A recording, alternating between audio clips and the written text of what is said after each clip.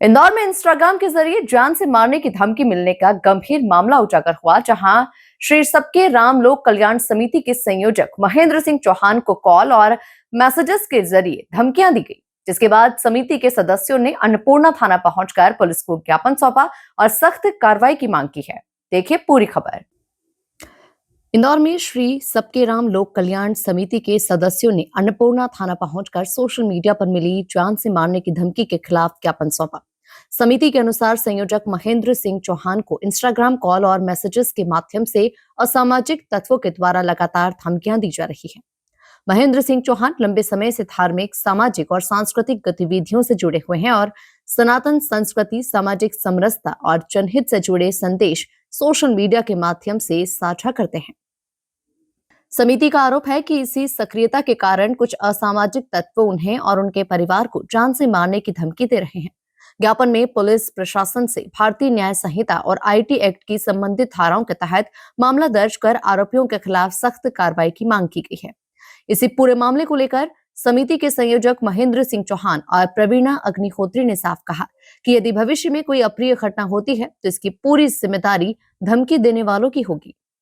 देखिए, पिछले कई महीनों से लगातार मैसेजेस आते हैं, चूंकि सारे मैसेजेस हम ध्यान नहीं दे पाते हैं, तो कभी ध्यान नहीं दिया। चूंकि कार्यक्रम अब नजदीकी में है तो हम लोगों ने करा, क्योंकि कार्यक्रम से संबंधित कार्यक्रम में जुड़ने के लिए भी लोग मैसेज करते हैं। तो जब देखा तो हमने अभद्र गालियां और जिस तरह की क्लिपिंग वो भेज रहे हैं करके, फिर अब तो फोन भी आने लगे हैं। तो किस तरह से हमारा देश, जहां हम हिंदूवादी पूरा मतलब देश बनाना चाहते हैं, जगह जगह हिंदू सम्मेलन कर रहे हैं, हिंदू जागृत भी है, लेकिन हिंदू आगे आए ऐसी कल्पना है, ताकि ऐसे विध्वंसी लोगों को बढ़ावा नहीं मिले। क्यों महेंद्र सिंह चौहान ही किसी चीज के लिए आगे आए, क्यों प्रवीणा अग्निहोत्री आए, या कोई अदर क्यों आए? हम सब एकजुट रहेंगे तो ऐसे लोगों की हिम्मत ना तो होगी और कुछ नहीं होगी।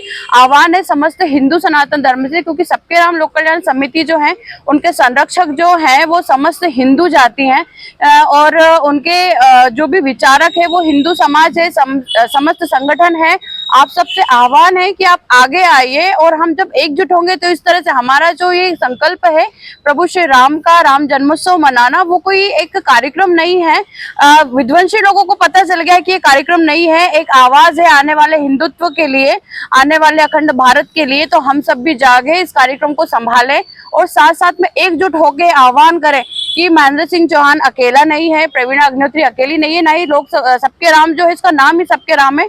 हम सबके राम को संभालें और किसी ना किसी तरह से ऐसे लोगों को आवाज करें, क्योंकि देखिए लगातार महेंद्र जी को जो फोन आ रहे हैं उसमें बोला जा रहा है कि हम तुमको जान से मार देंगे, ये कर देंगे। तो देखिए, हमने तो राम को समर्पित कर दिया है, आज नहीं तो कल तो समापन होना है, लेकिन कितने महेंद्र सिंह चौहान खड़े हो जाएंगे उसकी कल्पना वो शायद नहीं कर पा रहे हैं। आज हम सभी कार्यकर्ता इकट्ठे होकर थाने पर एक आवेदन देने के लिए आए हैं। पिछले तकरीबन 1 महीने से एक इंस्टाग्राम की आईडी है जिससे मैसेज आते हैं, पर पिछले 5-6 दिनों से उससे कॉल भी आने लग गए इंस्टाग्राम पे, और वो गंदी गंदी गालियां देना और प्रभु श्री राम के लिए उल्टा सीधा बोलना, और फिर मेरे को और मेरे परिवार को मारने की और काट देने की धमकी देना, ऐसा लगातार हो रहा है। कभी रात को 10 बजे, कभी रात को 2 बजे ऐसे कुछ कॉल और मैसेज आ रहे थे। इसलिए हम टीआई साहब को आवेदन देने के लिए आए थे कि ये जो भी जिस भी इंस्टाग्राम की आईडी से ये आ रहे हैं उसकी जांच की जाए और उस पर वैधानिक कार्रवाई की जाए।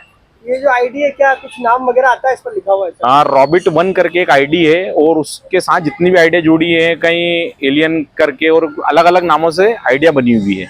हो सकता है कि कहीं मेरी पोस्ट डलती है जिसमें प्रभु श्री राम की भक्ति के लिए लोगों को प्रेरित करना होता है, या सांस्कृतिक कार्यक्रमों को लेकर, समरसता के कार्यक्रमों को लेकर प्रेरित करना होता है, तो उसको देख के वो मेरे को जान से मारने की धमकी दे रहे हैं। और इस आईडी के अंदर एक और देखने वाला विषय कि उस आईडी के अंदर एक पोस्ट डली है जिसके अंदर वो गाय माता को काटते हुए दिखा रहे हैं, और एक गाना बज रहा है उसमें 1.5 से 2 मिनट का। वो शायद यहाँ बोलना उचित नहीं रहेगा। जय साहब ने बोला है कि अभी इस पर त्वरित कार्रवाई करेंगे, और जो भी आईटी की धाराएं लगती है और वो सारी कार्रवाई करके और संबंधित व्यक्ति को लाएंगे। की प्रतिलिपि भी दी है, और एक पेन ड्राइव के अंदर सारे उसकी कॉल रिकॉर्डिंग और ये सब भी जय साहब को दी है। मैसेज तो करीब 15-20 दिन से, या हो सकता है 1 महीने से आ रहे हैं, पर कॉल पिछले 6-7 दिन से आ रहे हैं उसके। सोशल मीडिया पर मिल रही इस तरह की धमकियां अब कानून व्यवस्था के लिए गंभीर चुनौती बनती जा रही है।